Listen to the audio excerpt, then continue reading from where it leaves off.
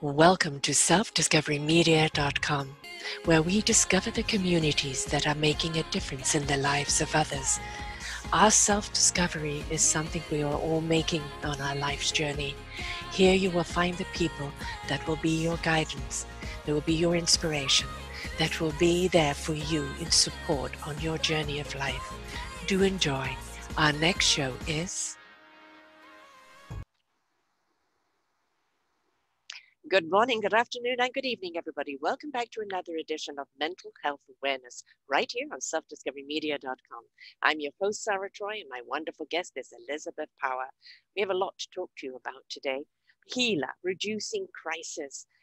You know, we're all in a particular stage right now where kind of stress is really high. And a lot of people have been in a particular kind of crisis. So how do we reduce that? She says, all I do is help people with change, resilience, and self-care and alignment. And everything is done from a trauma-informed perspective. Even courses directly about working with trauma are all about change. Power develops cross-cultural adaptations of models of care for the mental health community, as well as helping other countries like Japan developing their own models. The Trauma-Informed Academy recently released her new model, the Trauma Responsive System, which focuses on mastering 9 elements akin to the aligned emotional intelligence. She's an international authority on trauma-informed charge and resilience. She's also adjunct instructor in psychiatry at Georgetown University Medical Center and a veteran adult educator. And her new book, Healer, Reducing Crisis, is the first of 5-book series that reduces the time, trauma, and cost of healing from overwhelming events. Her clients include the National Center for Post-Traumatic Stress Disorder, National Child Traumatic Stress Network, and many more. And a frequent conference speaker and trainer, Elizabeth's target is to teach ways to reduce, to refocus our skills over sickness. I like that. I like that, you know, we're very quick to call everything a lovely label of you're sick, you're mentally sick, you know, instead of like, we're going through something that we don't know how to handle. It's feeling rather traumatic, but it doesn't mean necessarily we're sick. We just don't know how to manage it. Welcome to the show, my love. Thank you, darling. And that is so true. We are so quick. You know, the box of normal has been getting smaller every time they come up with new labels. And I think probably what we should do is follow the money and think about how does it help people to create more and more mental illnesses and more mental disorders. But I want to tell you what the real trick is. Here in the States in 2018, 24 million prescriptions for Zoloft or sertraline were written. 24 million.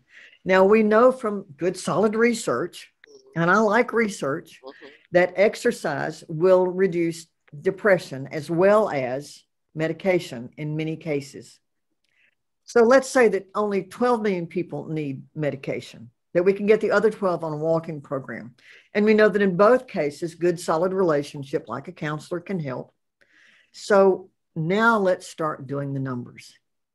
If there are 12 million people that still need counseling and therapy, along with medication or just exercise, either way, doesn't matter. Probably can drop more if you get that exercise thing because you really want to walk with a friend. That means that we need to have enough people to see 12 million people twice a month for 45 minutes to 55 minutes each month. How many people would that take? Now, how long does it take to become a counselor or a therapist? Oh, your 4-year degree, your graduate degree, some supervision, a few more years, maybe 10 years. And how long do clinicians stay in the field? Right. An average of 6 years. This gap is never going to close. And so we need to quit digging the same hole. It's getting deeper and the ends are getting filled and it's beginning to go from a trench to a grave because the system cannot survive. We can't do this. No, and the pharmaceutical loves the fact that you can pop a pill instead of, you know, kind of getting the support that you need. Right. And so you got to come to grips with the fact the pharmaceutical industry is not in this to help people get better. No. They are in it to make money. Yes. I mean, for God's sakes, look at the potential side effects. Genital rotting. Hello? And you still take the pill? suicidal thinking and ideation, depression, dramatic weight gain. I mean, and if you happen to be a person who has written a prescription for one of these drugs, when you go back to your prescriber, depending on how you look, your race, your age, your gender, and your circumstances, your concerns about that medication may or may not be taken seriously. Better to avoid it all the way around if you can, and to realize that many of the things, the discomfort you're talking about, a lot of us just don't have the skills to handle that. That's skills. That's learning. Yes. That's learning. Yes. Yeah. I'm on a tear. No, I'm 100% with you. I have fibromyalgia, and I've suffered from depression a great deal in my life, and the old rabbit hole. And when you get down into that rabbit hole, there is no rationalization, there is no snap out of it, there is no logics, nothing. You're in that rabbit hole, and it's just kind of a place of despair. And I was finding myself getting down there too much, and I had to succumb to a pill. And it's a very, very low dose, and it's one that's been around for about 50 years. I don't know the name of it. And it helped me out of the rabbit hole, and it helped me balance. I only touch it now if I can feel I just can't cope with my own stress. That's the same thing I do. Now that we're outing diagnoses, but as soon as PTSD hit the books, I was diagnosed. Right. As soon as. That would have been in the early 80s. Then in 1990, after the death of 13 people in 1 year, including my mother. That's too much. I was, I said, I need to go back. I'm having these flashbacks. This doesn't make sense. I've already worked on this before I really remember the spiral thing that we have to deal with, And in the fourth session, I was diagnosed on the spot with what used to be called multiple personality disorder. Let me tell you, it changed my entire perspective. My world was gone in about 5 minutes because suddenly, have I done things I don't know about? Will people accuse me of doing things I haven't done? How might I be exploited for this particular post-traumatic stress response that people call disorderly? How will I live my life? Medication doesn't work for that.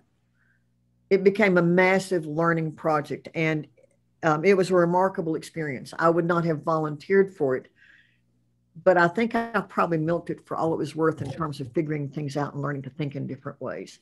Well, I mean, I'm always a person that was your redirect. Yes, it was. Yeah, you had to go through that in order to do what you're doing today. That's exactly right. And I'm a firm believer in that. The old cosmic 2x4 is like, okay, do you hear me now? I'm going to put you on a different path. Yeah, it was the telephone pole. Yeah, and the interesting thing is when you begin to look at that as a state-dependent learning. Something happened. I didn't have the resources to cope with it. I was lucky. I was able to go into another state and manage. I had knee surgery 6 times with nothing but Tylenol 3. Oh, gosh, I hate Tylenol 3. Well, it was the only thing that worked. I mean, no morphine, none of the heavy stuff. And so it was a really fascinating thing to kind of figure out across my life, how have I used this to my benefit? But enough about that. No, we're going to go there because everybody that, I would say 98% of the people that I've interviewed that have gone through some form of crisis, some form of redirect, have said that, that they're grateful for it, however traumatic or horrendous it was, because they wouldn't be who they are doing what they're doing today in that space, that heart and soul space that they're in today. The key thing is crisis is going to hit us anywhere along the line. We're all going to suffer some form of depression or, just downness, heaviness, feeling stuck or feeling traumatized. That's the state of life. It's what we do with that, how we choose to come out of that and learning the skills to do it rather than popping a pill. That's right. That's right. And that's exactly the focus I've taken because I began, as I learned more about dissociation, I began to realize, oh, what a lovely tool. My godmother says I was doing it before I was even 2. And it's perfect, because that's the perfect age for children to develop it. We moved a lot. My father died before I was 3. There was a lot of normal but very overwhelming things. And without the support from my family to be able to sit with those, of course I did that, and it was great because it worked. Yes. But there were a lot of things I missed, because every time as a child that you are so overwhelmed that you think you might die or lose your mind or otherwise be badly injured, all learning stops. Your brain is doing only one thing. Its job is to keep your body alive. Nobody, forget the rest. Yes. Yes. Just forget the Well, rest. that's the survival, Yeah, right? You yeah. know, what Oh, we yeah, want yeah. people to be is in the thrival. But Yes, yes. how many people are just literally surviving? They're not living. They're certainly not thriving. You know, they're not even attached to life. They're just clinging on by their nails, and they just don't know how to get out of that pit. I'm going to give you the first clue for that. Every single human being has positive memories. Mm-hmm. If you're willing to let yourself have them. Now, your brain reminds of the others because its job is to keep you alive. So, of course, it brings up all the bad stuff saying, danger, danger, don't do that again, don't do that again.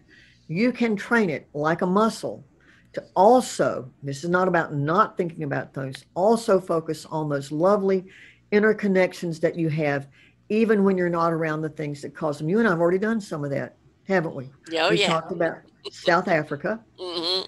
We've talked about DC. Mm-hmm. We've talked about Chilliwack. Mm-hmm. We've talked about the people I visited in Snohomish. And it's obvious you have connections to these things as well. Mm-hmm. So for each of us, we've been bathing our brains in those feel-good chemicals just by remembering those interconnections to other things that we have that we can call up and hold with us and help us feel good when we are trying to deal with stress. And here's the kicker. If you do it a lot when you're not feeling stressed, the next time stress comes up, it's not nearly as bad. Right. Right. It That's becomes the that kicker. habit, right? Yeah. A Yeah. good habit. Yeah. Yeah. And I'm always saying that emotions are important because they're an Oh, very. indication of where we're at. You know, I'm mad, I'm glad, I'm sad, or whatever. Well, what are you sad about? What are you mad about? You know, spend the emotion. You need to get it out. You need to Yes. articulate it, Yes. but Yes. don't get stuck in the emotional. In other words, don't become emotional about the emotion, because that's Right. when you get stuck in it, and to get out of it is so much harder. The dog has its mouth, its tail in its mouth. Mm. Yeah. Oh, that's so true. And, Yes.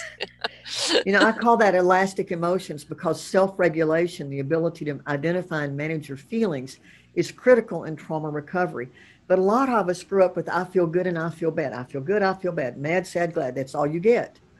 Do you know how many synonyms there are for anger in thesaurus.com?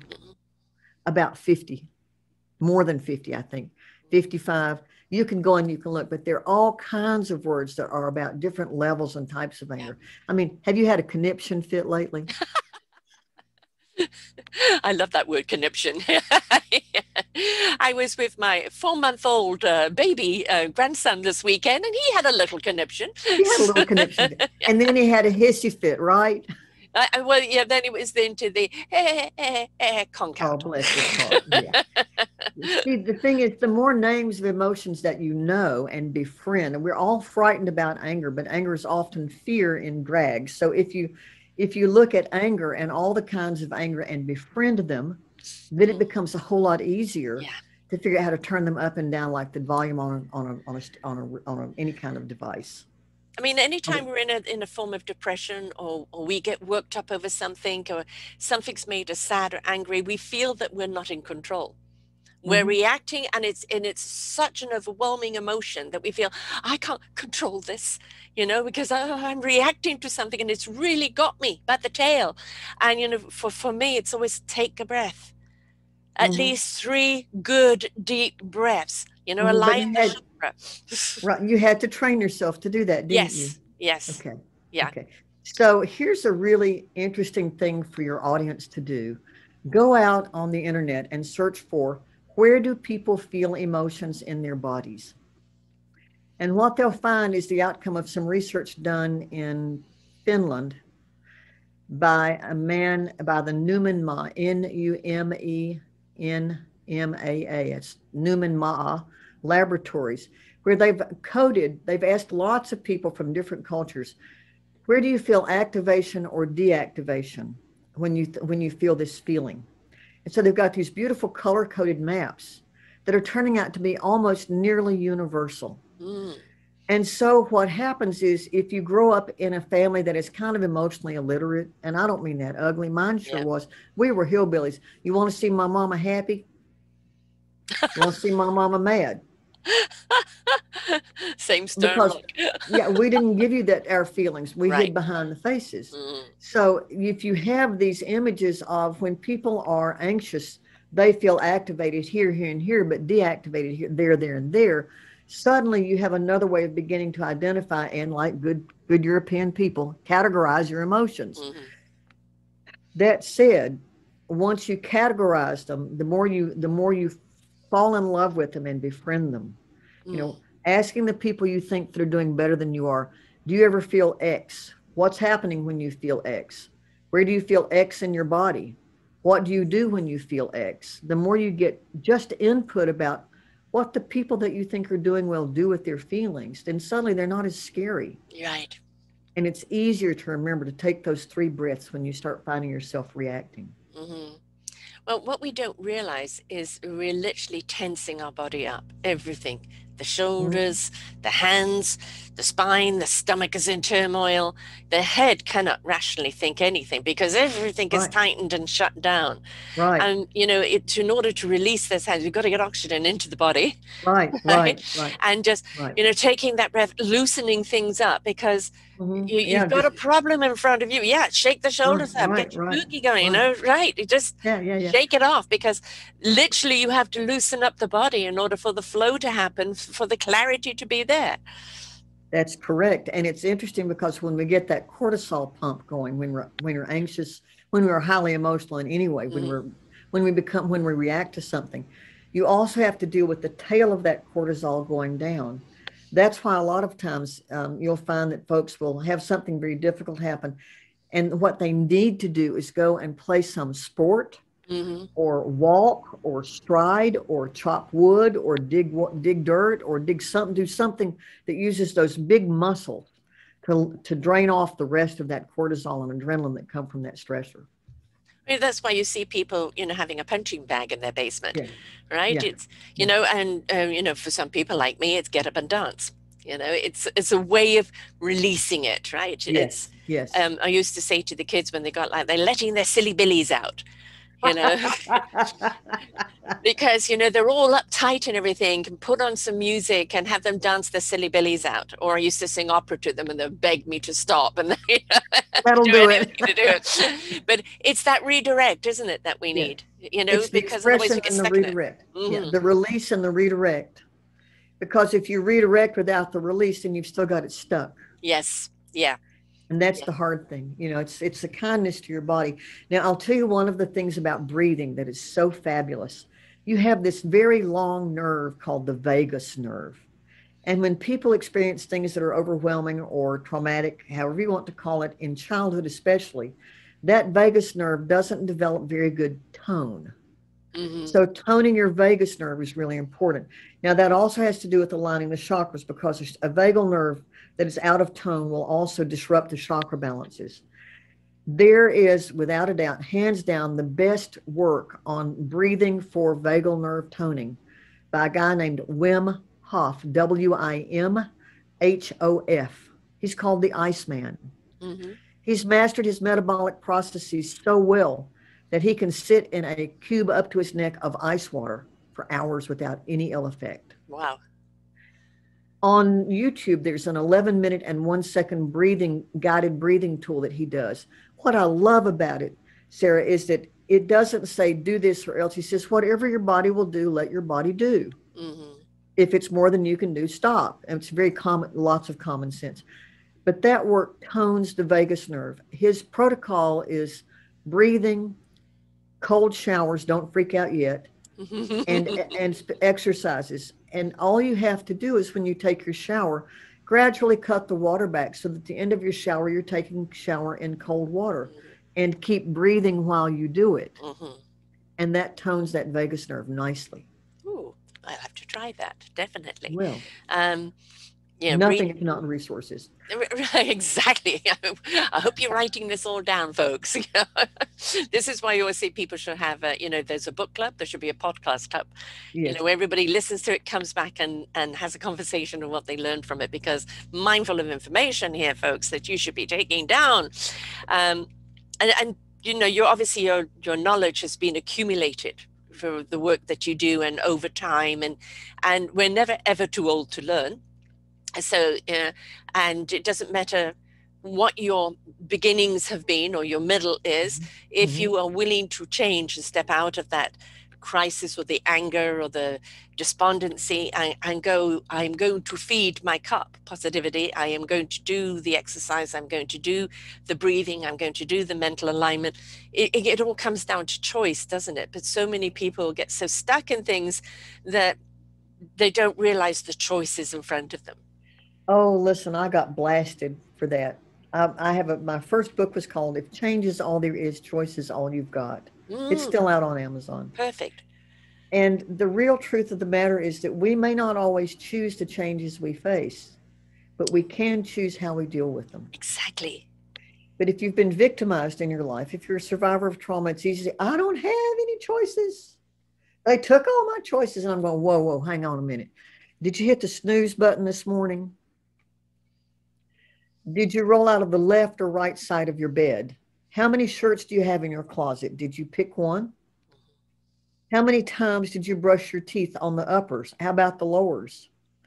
There are choices embedded every single day, all day long, little bitty choices. And all we're working to do is to stack the ones that point us where we want to go in our redirects. Right.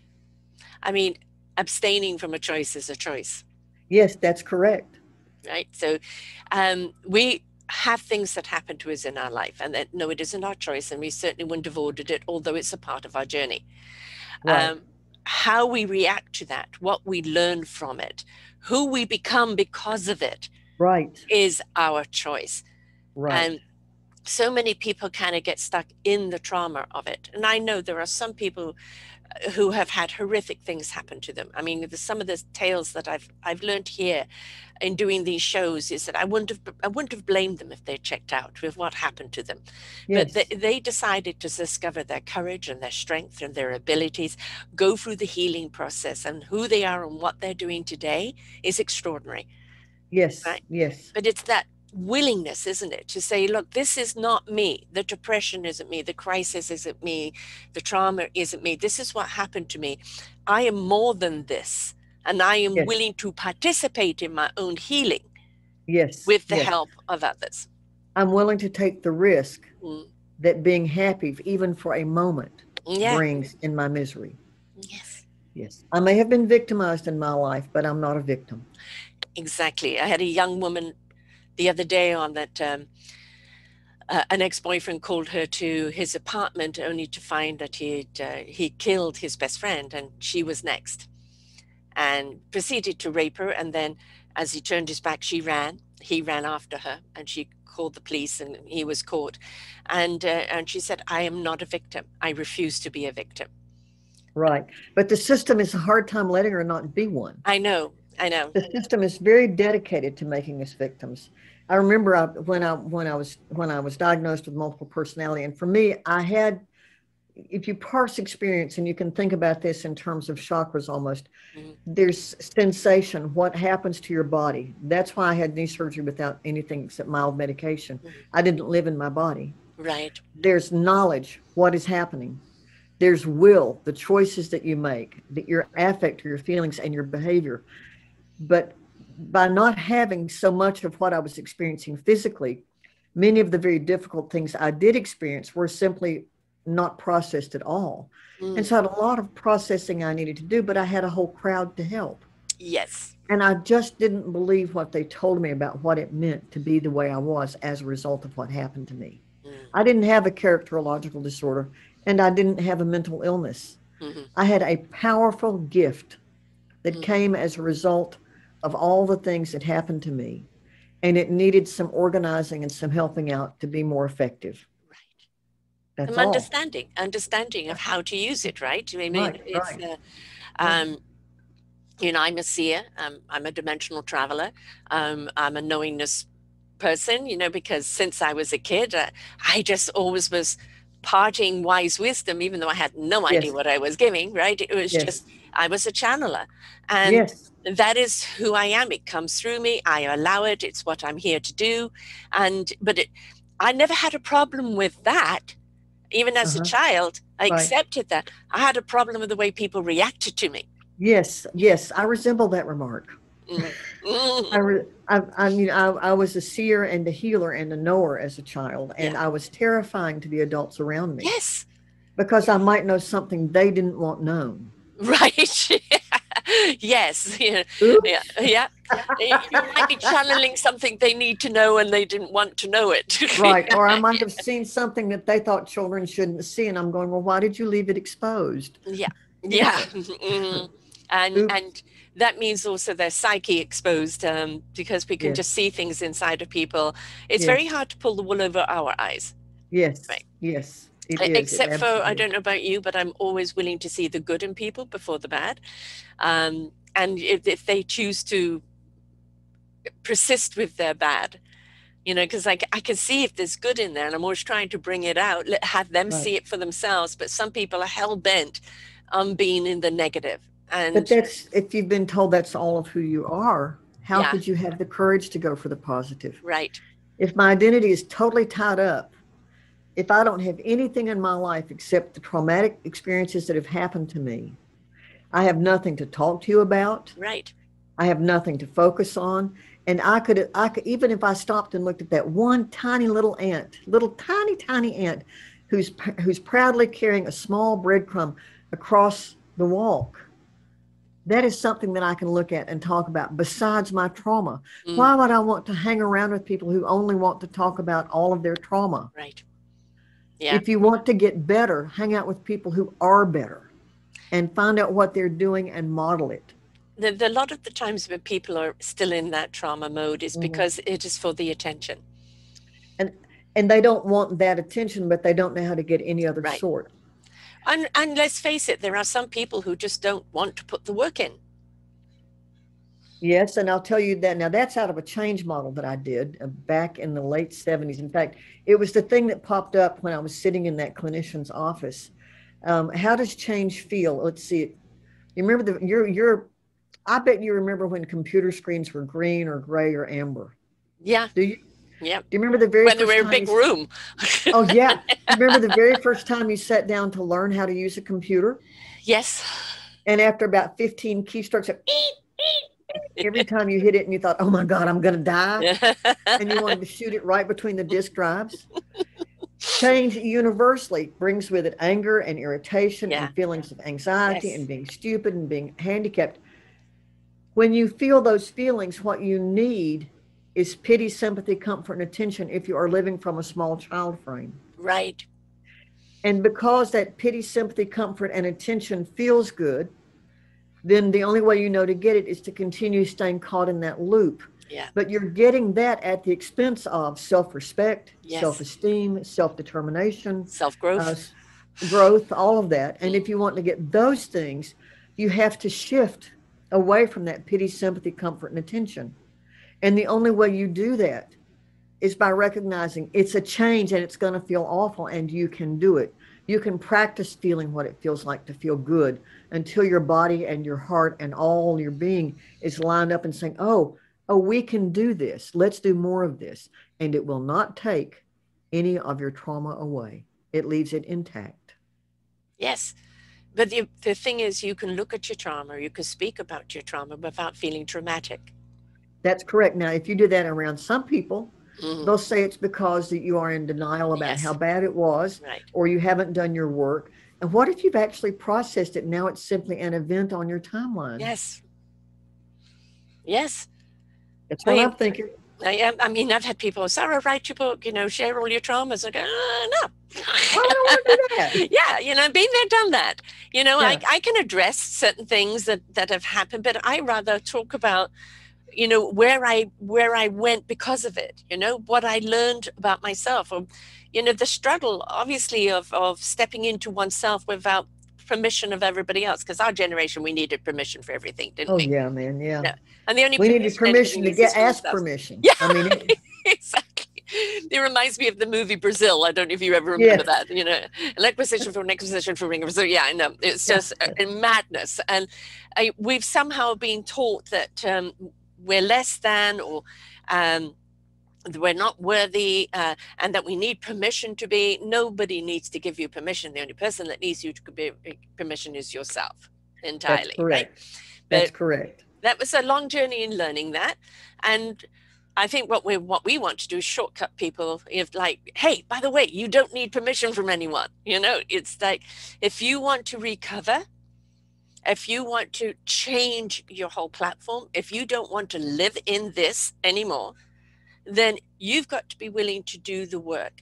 And it can be toe by toe, foot by foot, yard by yard. It doesn't matter. You don't have to take the leaps. You've just got to be willing to move forward and participate in your own healing. That's correct. And I think even bigger than that, Sarah, is you've got to be willing to have hope, which is a choice. Yeah. You know, I remember as a child, there was always a point way out beyond where my hands just disappeared off my own screen. And I could see light. Yes. And it didn't matter what got in my way. And it didn't matter how often I turned away from that. It didn't matter how many errors I made in the process, how many mistakes I had to do retakes of.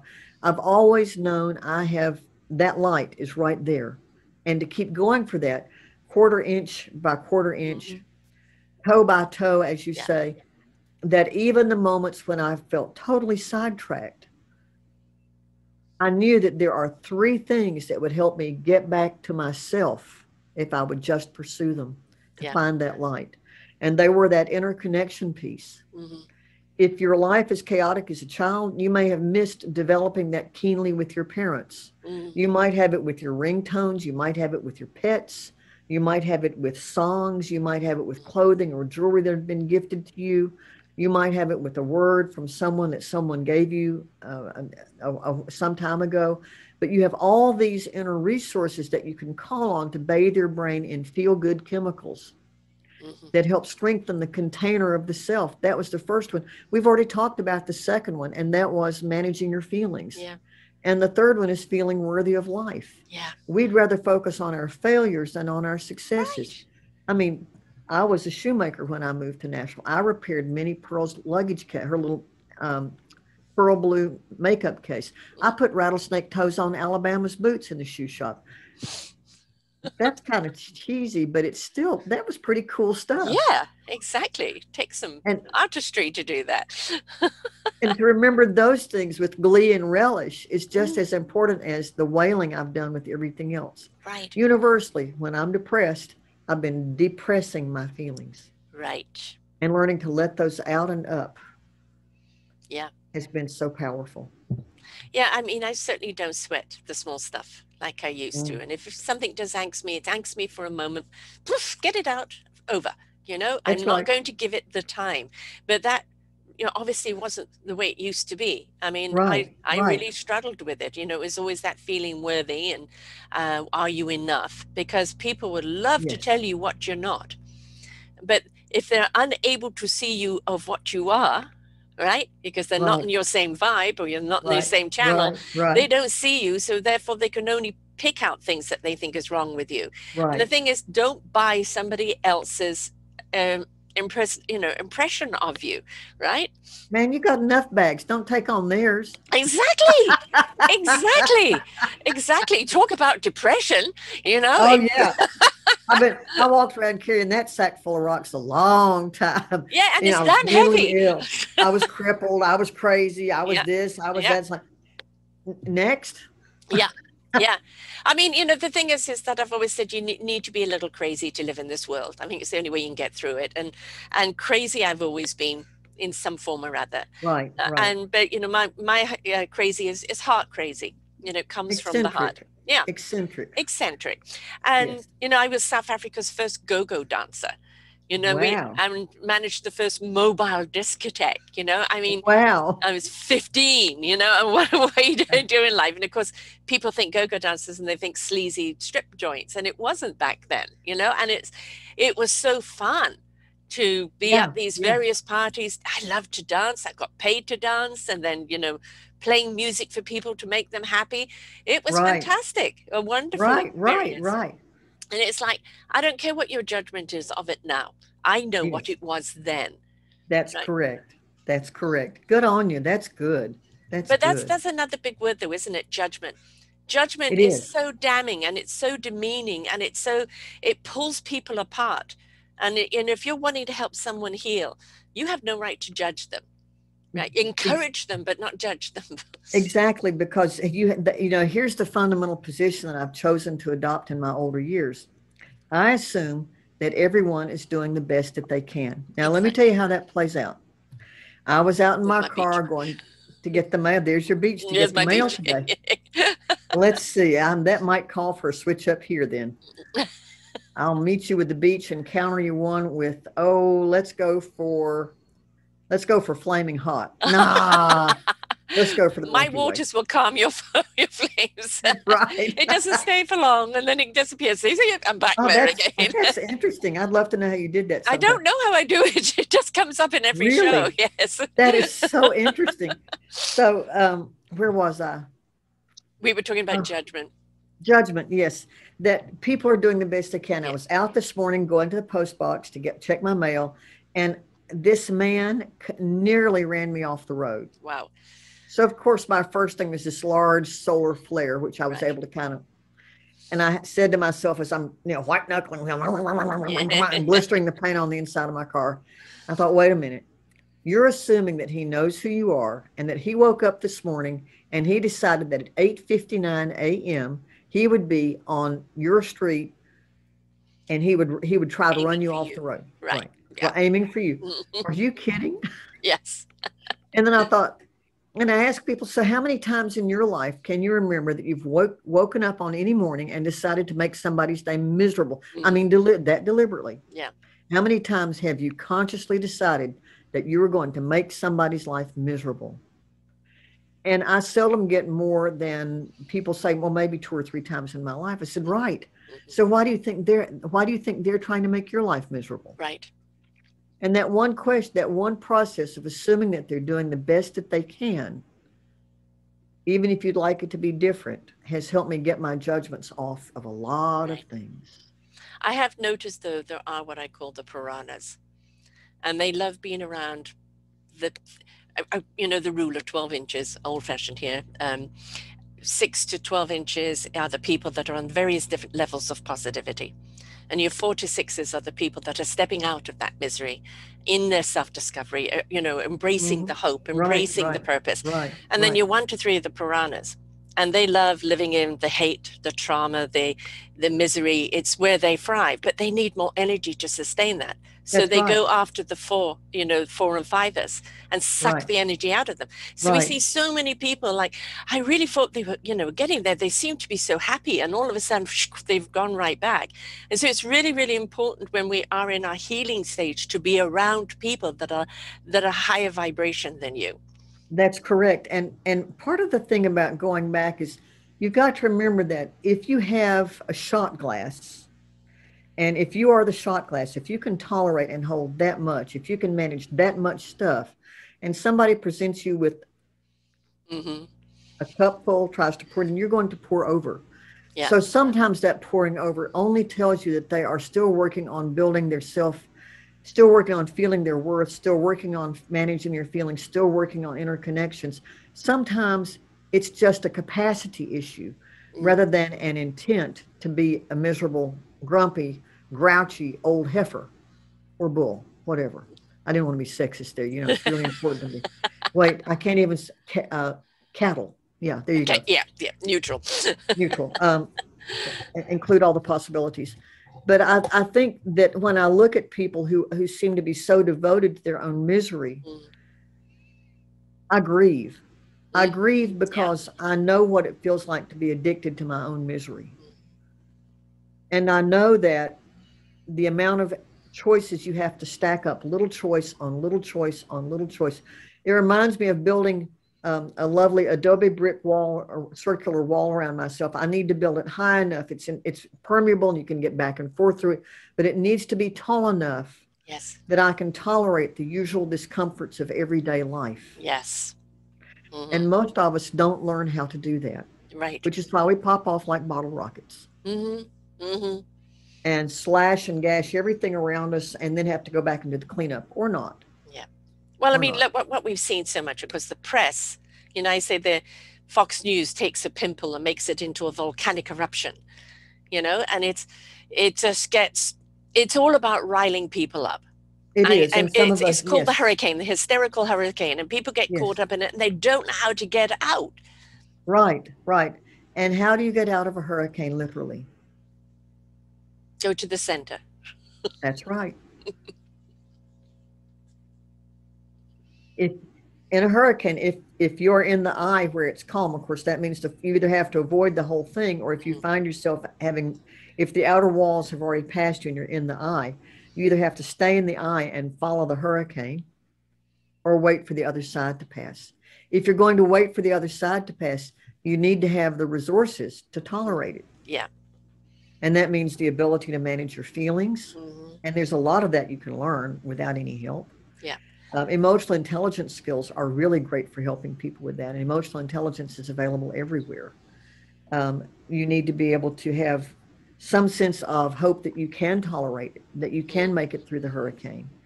And then you have to know how to hunker down, which might be uniquely Southern in its expression. Is that an expression you all use? Do you know hunkering down? Yeah, maybe not use, yeah, I think I've used that terminology before, yes. Yeah. Yeah, it's kind of like finding the safest spot you can find and waiting for the storm to pass and then beginning the cleanup. Yeah. While you cry at what's been lost, while you laugh at what you've found, while you're angry at the slowness with which you're being supported by others, and while you learn to temper your expectations, because if there are other people that have been in the hurricane or they've been sent for relief, they may not be any better off than you are. Right. And it's also then stepping into gratitude that you're still here. Oh, what a concept. Gratitude, yes. Absolutely. And there's so many things to be grateful for. This morning I was looking out the front door and there was a goldfinch drinking from the watering place I put for the birds out.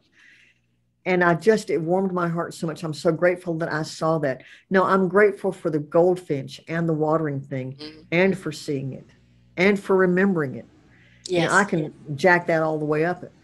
Personal neuroplasticity. Do you know about neuroplasticity, the ability of the brain to change? The surface of it. Okay, well, this is just surface. My good friend Joan Borisenko teaches this, and I'm not sure who she got it from, but I'm pretty sure she said she got it from somebody else. So I give credit that I know to give. Think about one good thing that's happened to you already today, just one. Now, imagine that thing and turn the volume up on it. Yeah. And do that for 20 seconds. And if you do that for 3 things a day, 20 seconds each, that's 1 minute. And you've just started creating a new positive neural circuit using personal neuroplasticity.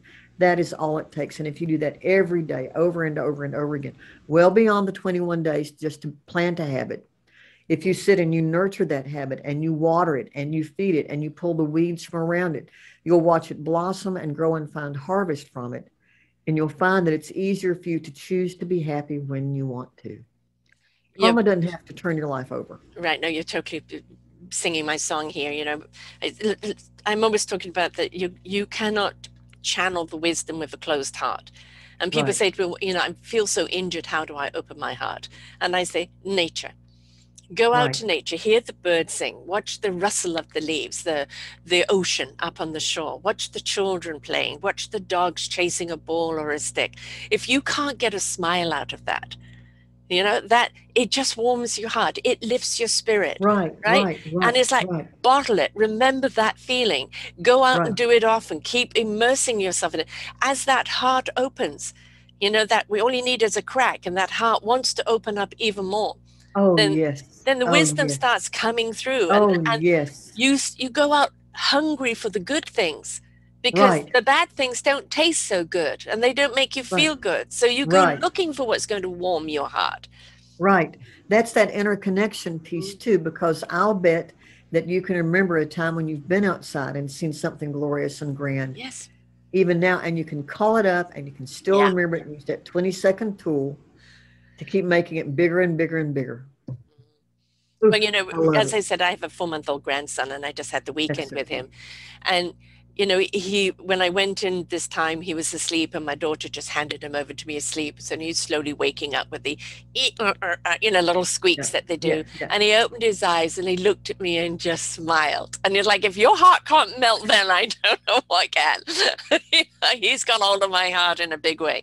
But, you know, whether it's your grandson or your child, you know, other children, They live in such beautiful innocence and such supreme joy. And Yes. one of the things we've forgotten as adults is just how to be joyous. Right. And for those who didn't have joyous childhoods, maybe they see kittens or puppies. Yes. You see the joy that they bring. Yeah. You know, whatever you're willing to see the joy in, latch on to it and remember that joy and water it and feed it and tend it. That's so important. And that is a hard thing for trauma survivors to do, partly because the current way we think about healing is that we have to go in and we have to dig through all the stuff and relive it. And relive it. Okay. No, you don't. Now, it's really funny. Microsoft Word 4, way back when, there was a tool that clinicians used called ab reaction, and it meant to react to relive or revivify an experience. If you typed ab reaction into Word 4, it would come back with barbecue as a spell check. And that was pretty accurate because it felt like being barbecued. I'm telling you. Yeah. Slowly. You only need to grab enough to work on. Why would you keep going back and over and over and over again to that instead of looking for the lessons and what you need to learn and going forward with it? If you know you've got gaps in what you learned, find out what those gaps are and learn that. It will help. It will reduce the work you need to do in therapy. It's not a substitute, but you know, too often we use therapy as a substitute for some of the deep, meaningful relationships we'd like to have outside of therapy. I've found that Matthew Kelly's work on the 7 levels of intimacy has been really helpful, especially for a lot of trauma survivors, and looking at what do people who don't have histories of profound trauma do when they first meet, but what are the levels of communication they go through? Instead of starting out by saying, hi, my name's Elizabeth, and I was blah, blah, blah, blah, blah, and here's my story.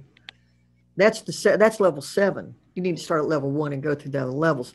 You'll have the time to see if this is a relationship you want to pursue. Will it support the content that you'd like to share? Is there reciprocity? Does it make you feel zestful? Is it growth promoting? And then you get to 7, and you don't get your heart broken when you tell your story. Right.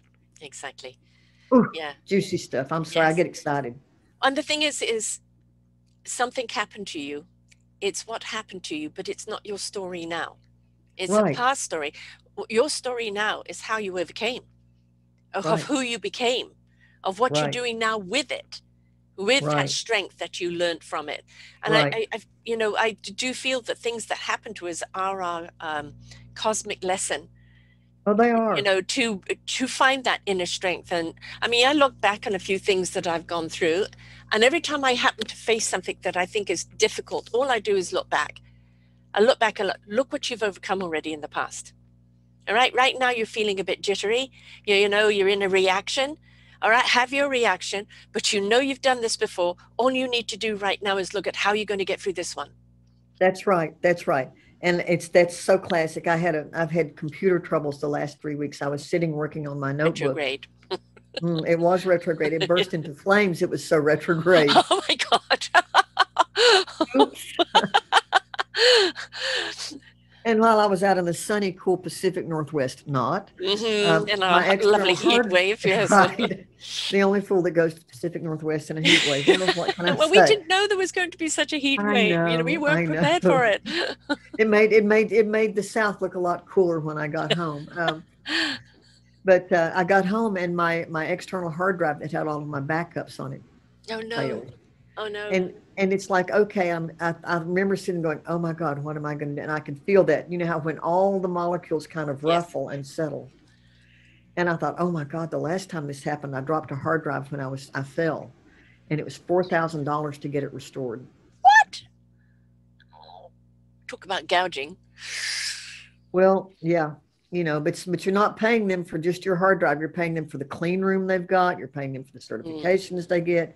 You're paying them for all their experience. I could take it to somebody for who $99 would transfer it to another hard drive without any repair. And it wouldn't do me any good. Right.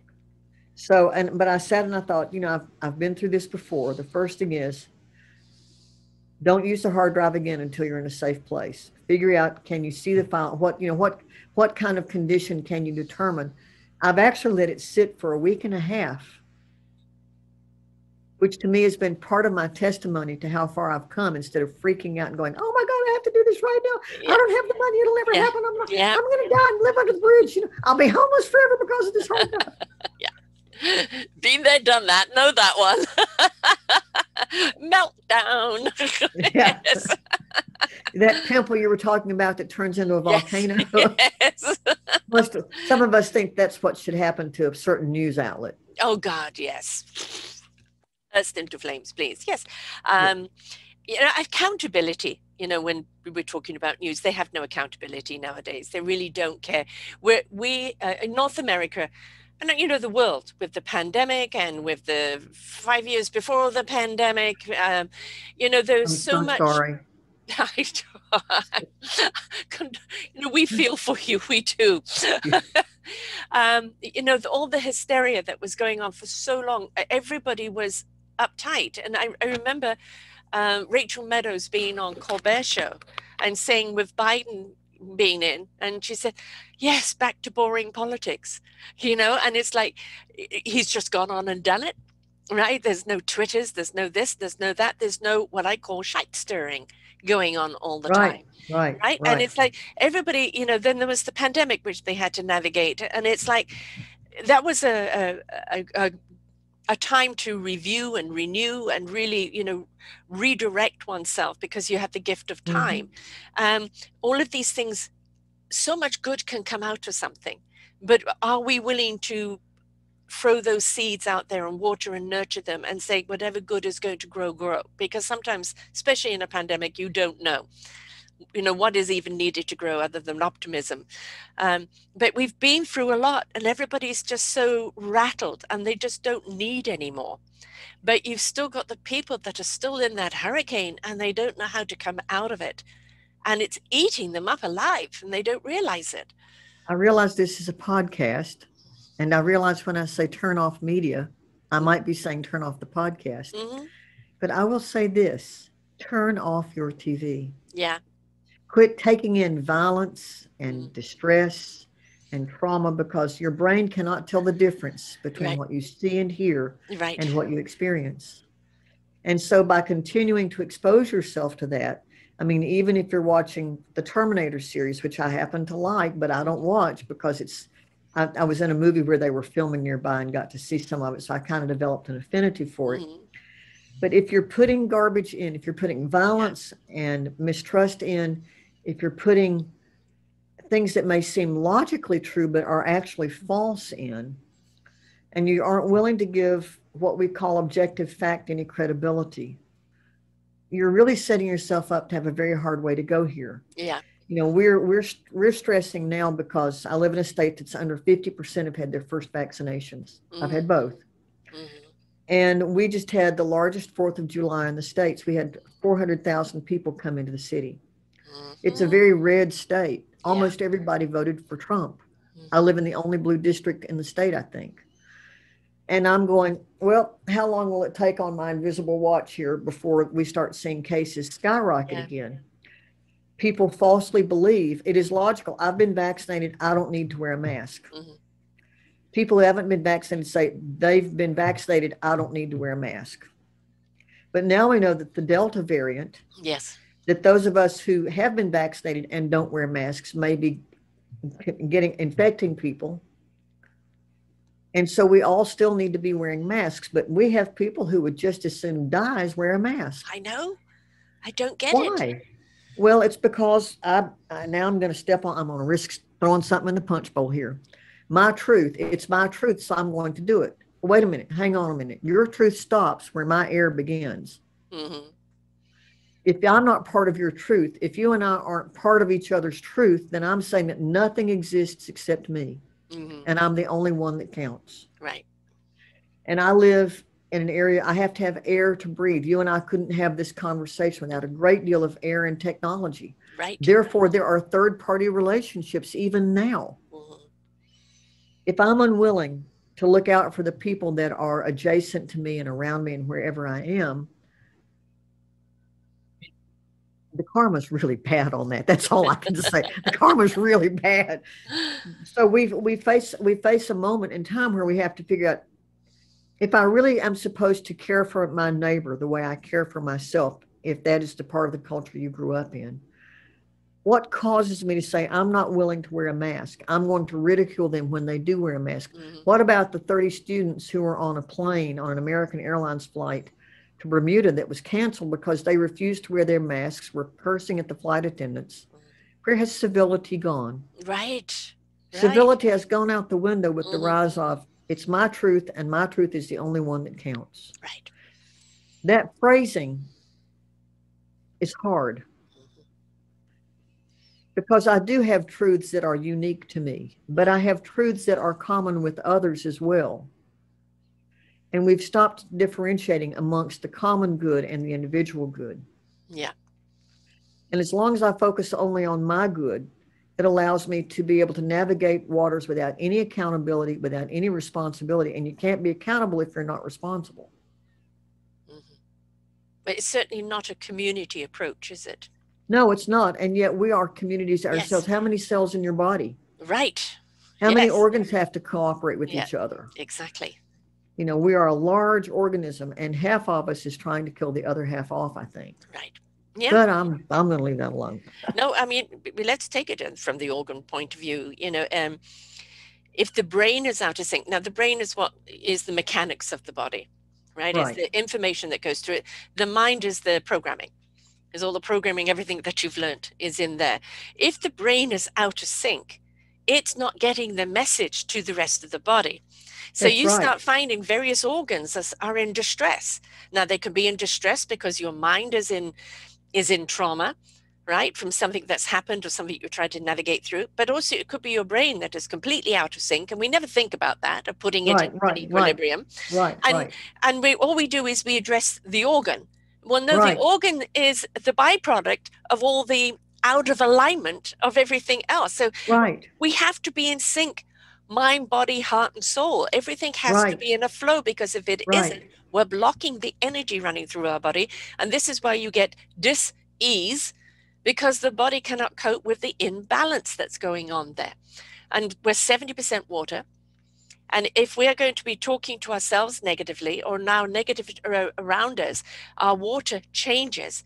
It becomes unproductive, which means it cannot support our body.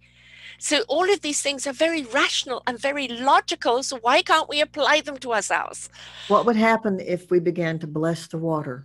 Right. Yes. What would happen if we simply took our time and spent our day blessing instead of cursing? Right. Yeah. Look to the sunny side of the street. Yeah. Well, you know, I mean, it's kind of like the life of Brian from Monty Python. Yes.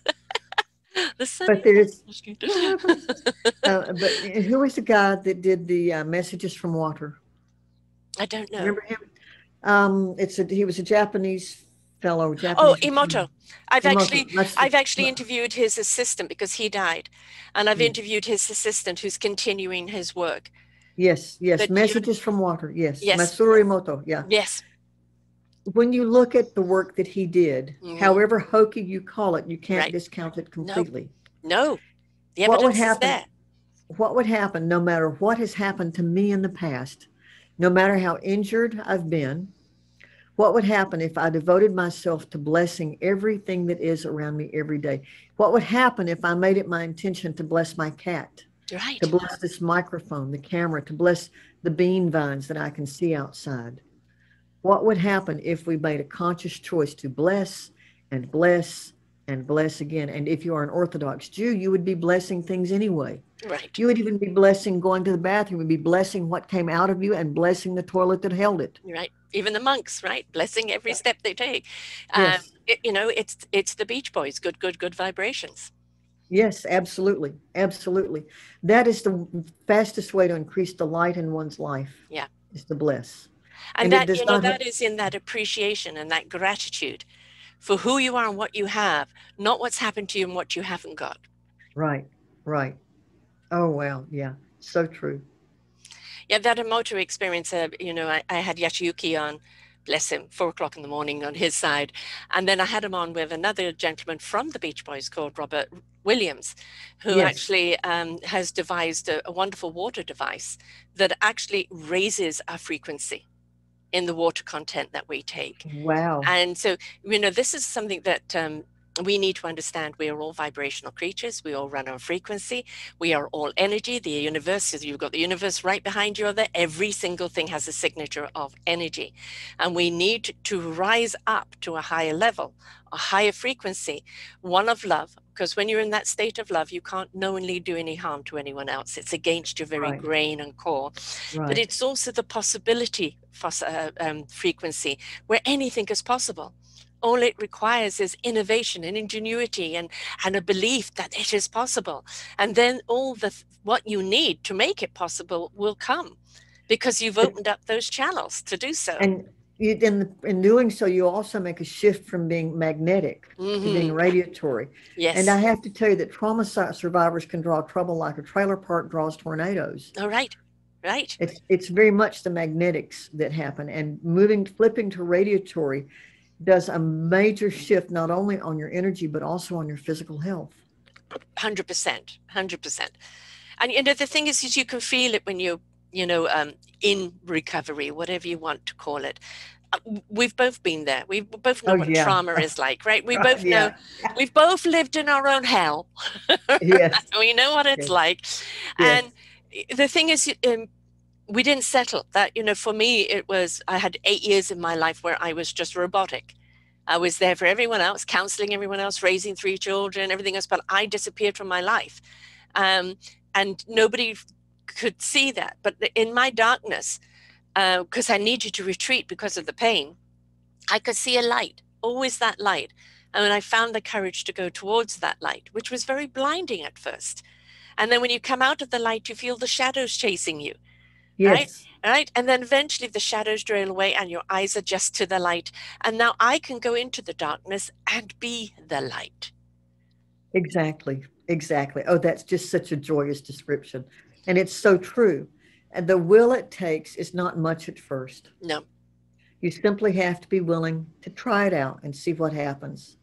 It's as uncomfortable to feel the good feelings as it is to feel the bad feelings. Right.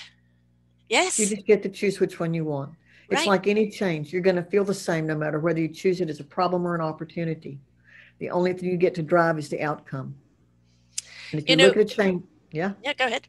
You go. No, I'm just, metaphorically looking at the heat wave we've had. Mm-hmm. Now, you could be sitting outside melting, literally wilting, or you could go in and find shade and air conditioning. Right. Which will rejuvenate you. Right. And if you don't have air conditioning, you can put a frozen wash rag around your neck to cool the carotid arteries. Yes, I did. My head. You can make a swamp cooler, Mm-hmm. You can go down into the root cellar if you've got one. Mm-hmm. But until you decide to move out away from that which is causing you continued pain, you won't be able to see the things that you can call in that will bring you continued healing. Let go of the vice that it has on you. Yes. It's like we don't realize when we've walked away from it and we can look back, you realize I was there longer than I should have been because there was a clamp on me and the button was always there for me to release it. And I was looking everywhere else to release it, but the button that was right there, right? So the willingness, the free will to want to come out of that vice, that is the opening of that door where you can start seeing the solutions in front of you. But nobody can help you until you are willing to help yourself. Or to be helped. Or be helped, yeah. Yeah. It's a hard thing. It's been an amazing journey, hasn't it? It has, and I have no regrets. I mean, I could look back and go, what was I thinking? Oh, God, I shouldn't have done that. And my kids remind me of it often. And it's like, I can't have regrets because that journey brought me to where I am today. Exactly. There are people who be saying, oh, you shouldn't talk about being diagnosed with multiple personality. Yeah. And I'm going, I shouldn't. Why not? Well, I mean, it makes you look crazy. And I'm going, well, let's see. I have friendships that have lasted over 30 years. Yeah. I have a business that's doing well. I've been self-employed since 1982. I earned a master's degree in education from Vanderbilt in the process of going through being a multiple. I'm now gotten this appointment as an adjunct instructor in psychiatry at Georgetown. Why do I have to disconnect from part of the journey that helped me get here. Wasn't hospitalized, never did medication, kept on working, missed maybe 10 days worth of work, got put on the team development task force at the Saturn Corporation because people thought I got it about being a team. You know, why should I not bring that with me? I don't want to revel in it, and I don't wish to deny it. Here's the double bind. If you've been dissociative and you're more well associated than dissociated in your current state, if I say I was never dissociative, well, that could be accused of being dissociative. It's kind of a catch-22. Yeah. You never get out of it. So it's like, well, okay, please look at your own theologies. How many theologies focus on, well, the Christian theology of the Trinity, the three in the one, the Hindu theology with all the many different gods in the one? You know, there's not so much it's not the multiplicity, it's the trauma that drives distance and creates dysfunction. Yeah. I actually think that you having all those personalities has been an absolute asset, because you have them to draw on to be able to do the multiple things that you've been able to do. Oh, right? Yes. I mean, I've lived about 18 lives in one. Right. Yeah. Yeah. And I know that many of my past lives are with me, you know, and, they help me move forward. I think it was simul-karma. I think that I must have chosen this time to try and clean up everything possible in this one lifetime. Yeah. And in so doing, of course, that meant calling down a lot of other things that are not particularly savory. And people always assume that particular disorder comes from child abuse. I got to tell you, it doesn't have to. There was no perpetrator in the moves that my father made as a result of his military career and the post-World War II industrial era revolution, where young men got jobs and got moved, and you went and you moved as many times as your boss told you to move. There's no perpetrator in his cancer.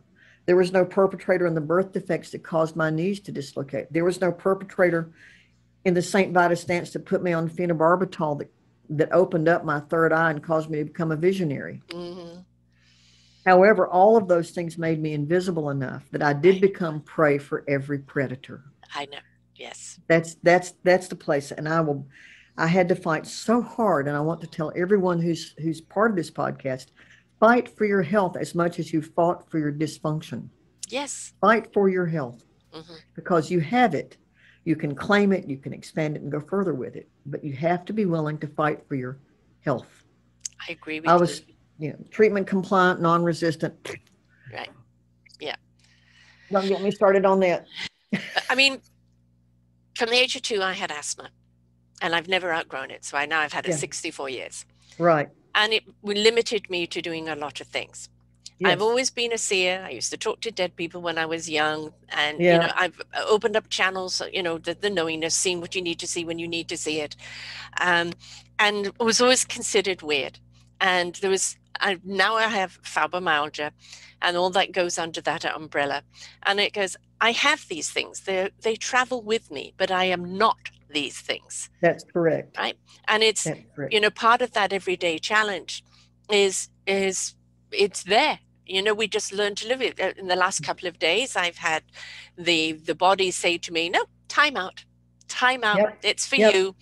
I'm shutting you down because you need to regroup. And it's okay. We've learned to have a partnership with it. That's so good. And that's anything that you are given. You are not, you know, bipolar. You are not this, you are not that. You have this as your challenge. And the more that you look at it as a partnership and understanding and learn to listen to it, the more that you both can move forward in your life and achieve. Right. And don't be so attached to a diagnosis. If you take the 10 most frequently given ones and overlay all the symptoms, they have 80% in common. Yes. Now, it's you know, a diagnosis is a label that's a shorthand for a variety of behaviors that are called symptoms. Yeah. Don't be so attached to having it. If someone tells you that you are borderline, I would say I just wouldn't participate, because that is code for you have difficulty managing your feelings and establishing boundaries in relationships. For that, you should accept the label that's going to cause you trouble your whole life. Right. For that. Well, it's like autistic people. How many people have I interviewed that are autistic that are incredibly creative, written books, you know, have degrees and doing this and that? All I say is that they're gifted people who happen to see life in a different way. we perceive them as being less than because they may not be able to completely converse in our language. How about we step outside of ourselves and converse with them in theirs? What a concept. Yeah. Absolutely true. Absolutely true. But, you know, there are two fields of thought right now that are addressed, that are challenging traditional psychiatry in great ways. One is called critical psychiatry, which is where I live, which says, look, you know, there's a lot of rottenness in the system. Oh God, yes. The problem goes back to when the people who are working with mental and emotional health wanted to gain credibility and aligned with the medical model, which meant that they could then end up getting payment through the insurance system, for which they needed to have diagnostic codes.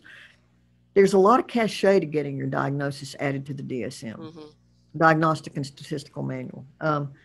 But the whole notion of critical psychiatry is that we don't need to blow the whole thing up, but there's a lot of it that needs to be adjusted. Anti-psychiatry, and I don't live in anti-psychiatry, I live in critical psychiatry. Anti-psychiatry says, blow it all up. We don't need any of it. I think we need it because there are cases where a person has a biological brain problem, like inflammation. Yes. Or encephalitis, or syphilitic lesions, or a traumatic brain injury, or some other disease, maybe an autoimmune disorder that may cause like Lewy body dementia. They cause symptoms that are mental and emotional, but they live firmly in the realm of physical medicine, infectious disease, neurology, neurobiology.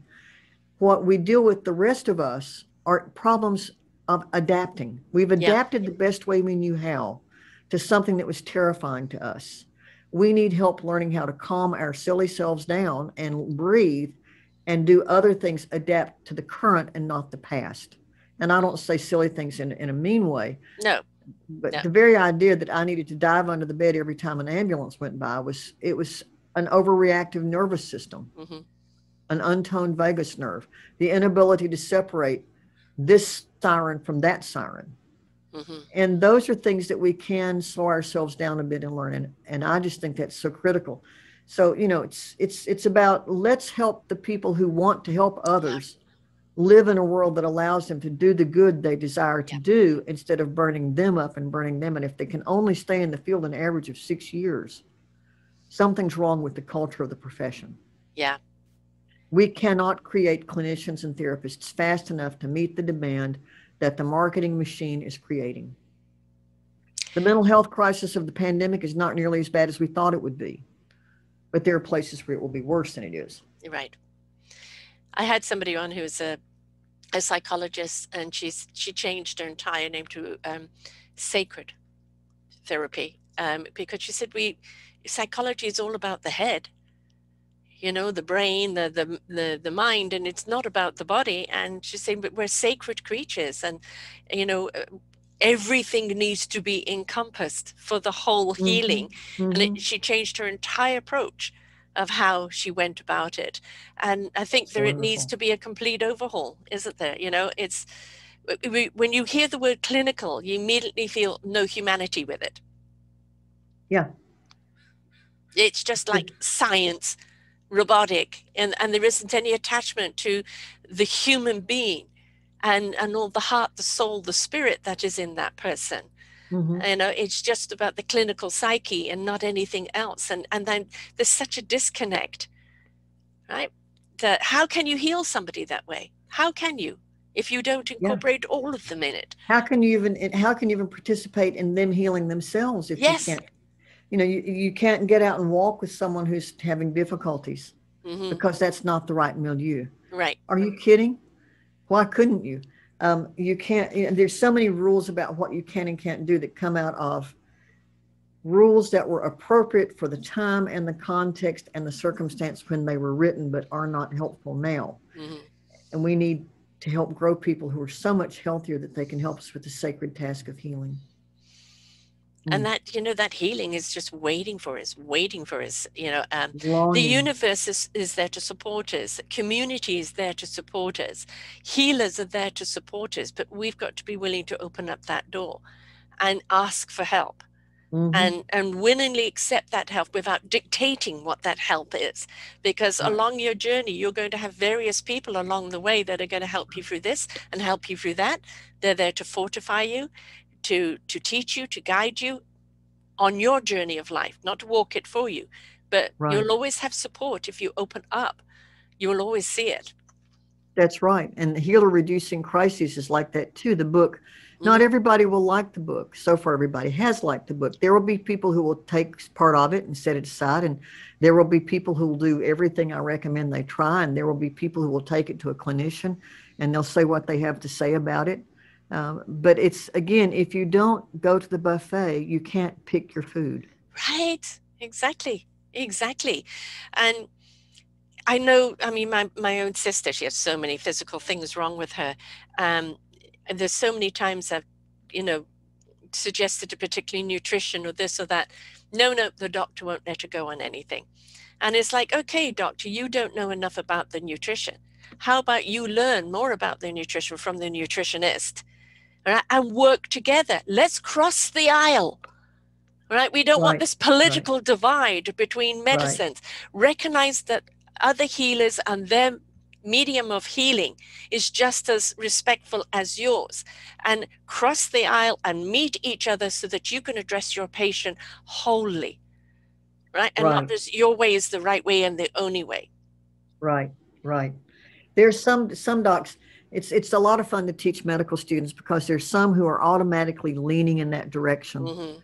Their profession and their insurance will require that they always pay more attention to the tools from their trade. Right. But there are those who are beginning to really realize that we cannot, it's about communication. It's about owning our own history, owning their own history as they go forward in their career as docs, and looking at all of the different elements that used to be totally poo-pooed. Instead of getting 2 poo-poos, now they only get a poo. Right. Which is good. So we're making progress. We're stepping out in the right direction. Yeah, there's one gentleman, I can't remember his name right now, but he started a university where it was conventional and alternative medicine being taught. And so it is slowly happening. And then, we just need to open up our minds with everything else. And, really, that's the bottom line of it, isn't it? Open your mind. Don't be so Minds are like parachutes. Yeah. Like parachutes, only work when they're open. Right. And it's going to be a hard fall if you don't open that mind. You wonder why you keep falling. Well, you just got to pull that lever. Yeah, that's right. Oh, what fun. The thing is there are certain people that are in such a state of crisis that they're so locked into it that you have to try and pull a thread to start unraveling them. And it is so highly sensitive. And that, that probably does require some clinical help to get into the other healing help. But there are a lot of other people who are still traumatized by something has happened because sometimes they don't understand why. They're trying to look for a reason. Did I ask for this? Did I invite this? Yeah. And it's like, if you go down that, it's like you're always going to be again on that treadmill. And it's like, it happened. All right. Sometimes it is something that we do that invites it. It could be the lower vibration, the wrong place, wrong time, who knows? But it is, don't ask those questions until you're out of it. Because then you can go back and you can see it more rationally. You can't see it while you're still in it. Right. And until you have a little more capacity, you cannot pour an ounce. You can't pour this into an ounce container. Right. Because I promise you, almost all of us who've done any work on our own stuff have gone in and we felt so bad we wanted immediate relief. Yeah. And we've gone so quickly, so fast that we've made ourselves less able to do things in the process. Or maybe the clinician or the therapist or counselor needs us to go quickly because maybe they can't tolerate the distress. But the bottom line is it's up to me to manage what my self-capacity is, what I can tolerate, what I can handle. That doesn't mean I should be able to handle everything. No. But if I can reduce the distress, like that hard drive, if instead of having a hissy fit, a conniption fit, going apoplectic and throwing it against the wall because obviously it's not going to work anyway, I could sit back and let myself shake for a little while at the anxiety of it and let myself breathe my way through it and realize it's just a hard drive. I can set it right here. It won't get any worse and it won't get any better if I just let it sit for a while. That was so big for me. You spent the emotion. I spent the emotion. I went out into the weeds. Right. And the thing is, the emotions are there for a reason, but don't get stuck in them. That's right. Spend them. And Spend if you're them. angry, Yes. don't go and spend it on someone else. Right. Right? Go chop wood, go and punch the punching bag, go for a run, right? Go and pull Tear, weeds, you know. tear up the sidewalk and Yeah. replace it. I got Yeah. a terminal mat on Halloween a couple of years back, and I didn't like the sidewalk in front of my house. It was on my property, so I could do this. So I tore the sidewalk up with a 10-pound sledgehammer and an 8-foot pry bar. And then on Thanksgiving, rented a jackhammer to finish the job. And I have to tell you that by the time I'd finished all of that, I was no longer mad. Right.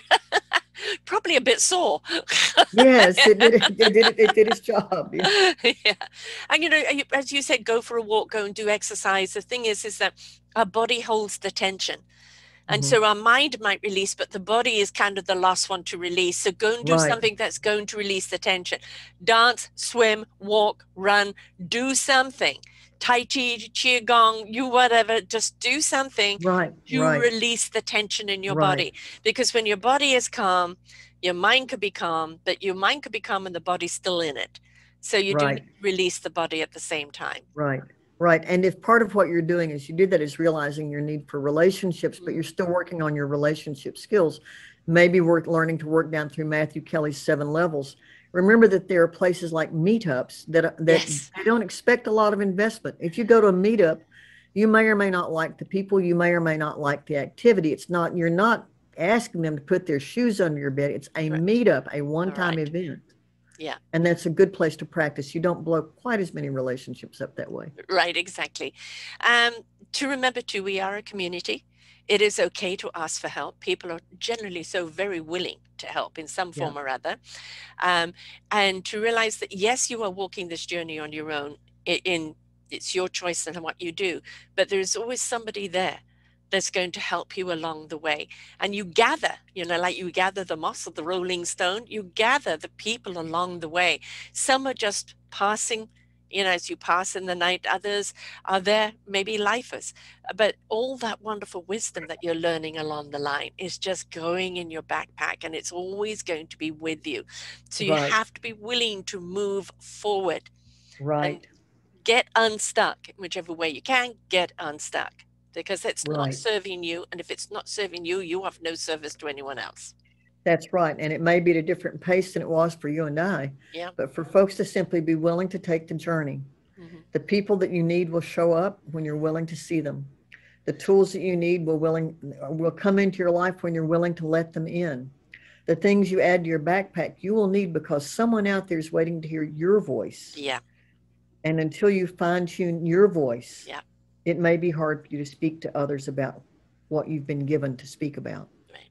I mean, both you and I, at our ages, the resources around us weren't there, right? We didn't have access. Now, literally at your fingertips. I've got 2,700 shows here of beautiful wisdom from people who've taken the journey. There's TED Talks, there's other podcasts, there's YouTubes.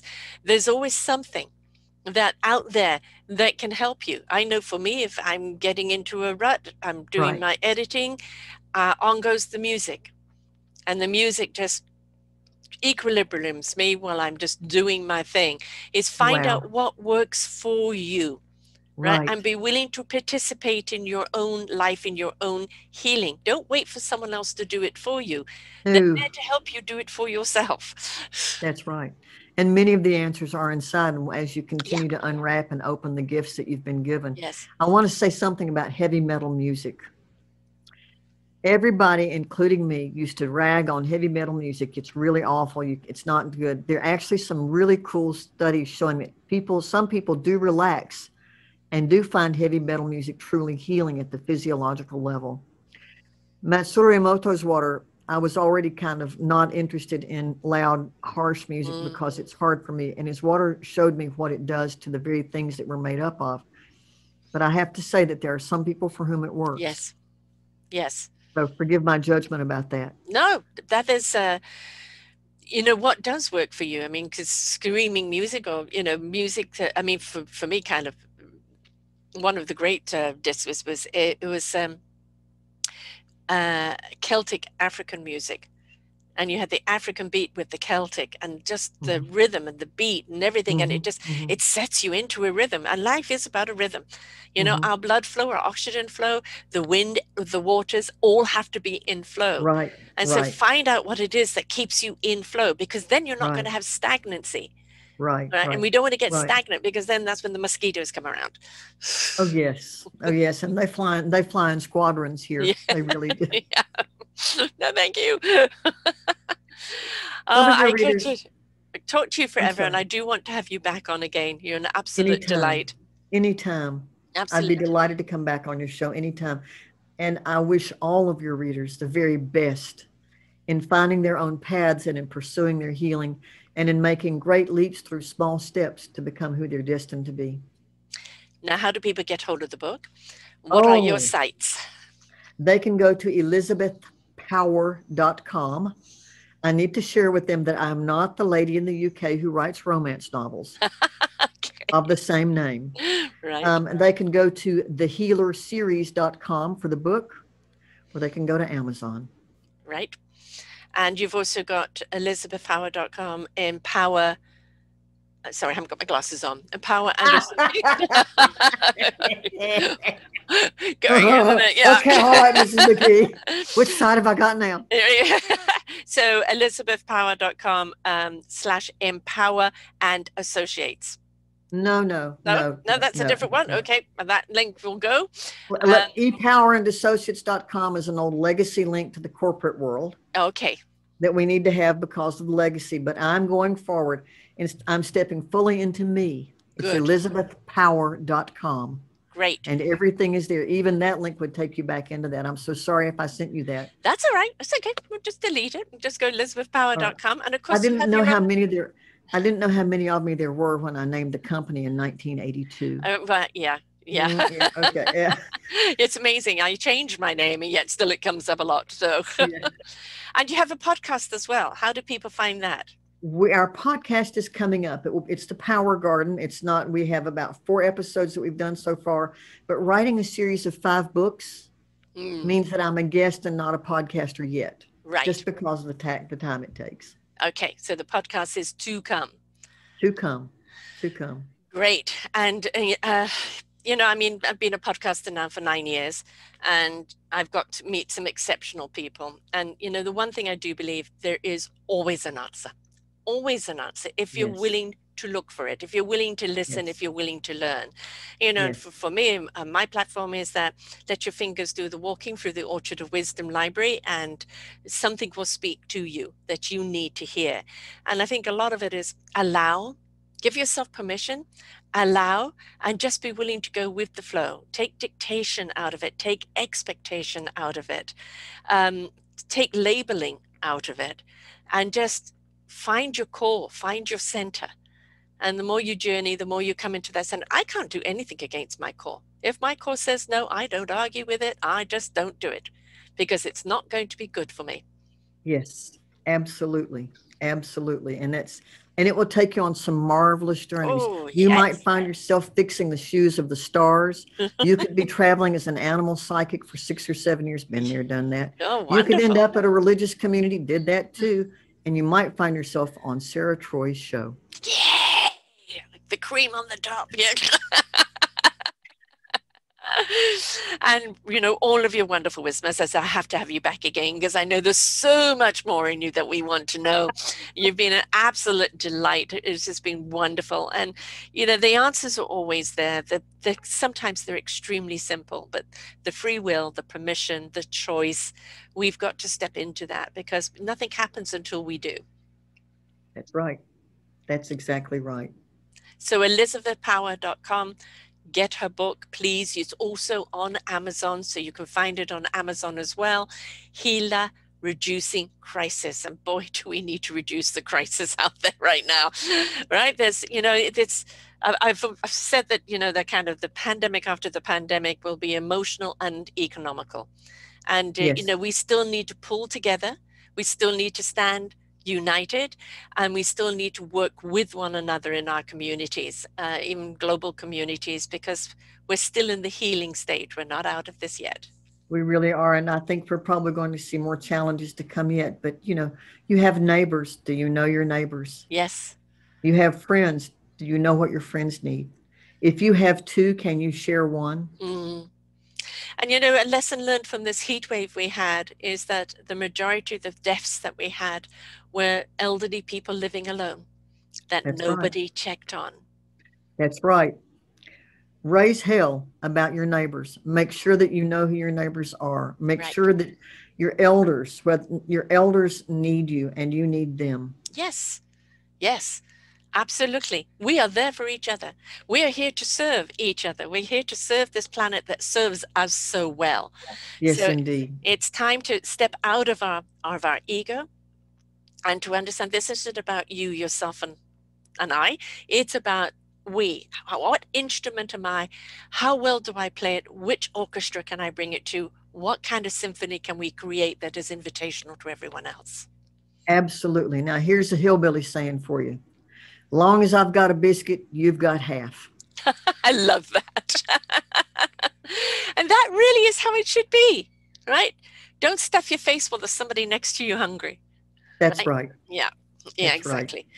So we can all step into some compassion and some cohesiveness and our community, and we can all step into some self-love, because when you step into that self-love, let your cup run over, and you'll see what impact it has on your society around you. And That's it's right. wonderful, isn't it? It's wonderful. It really is. Even if you just do it a little bitty bit at a time, it's amazing how quickly it becomes a flood of love that we all need to have. Exactly. Thank you so much for having me today. Oh, my pleasure, and I can't wait to have you back on again. Pure delight. I've enjoyed every moment of it, and I know my audience has this too. Don't forget to share the podcast, folks. There's a lot that we discussed here today, and listen to it again with pen in hand. Share it with other people. Have a conversation. What part can you play in this? Is this something that's relative to you? Is it something relative to someone you know? This is how we help each other. This is the conversation that we're inviting you to have with each other. So until next time, folks, bye for now. We hope that you enjoyed the show. You will hear many, many shows here on selfdiscoverymedia.com. We have new shows for you out every week. Just find them on our podcast or What's New.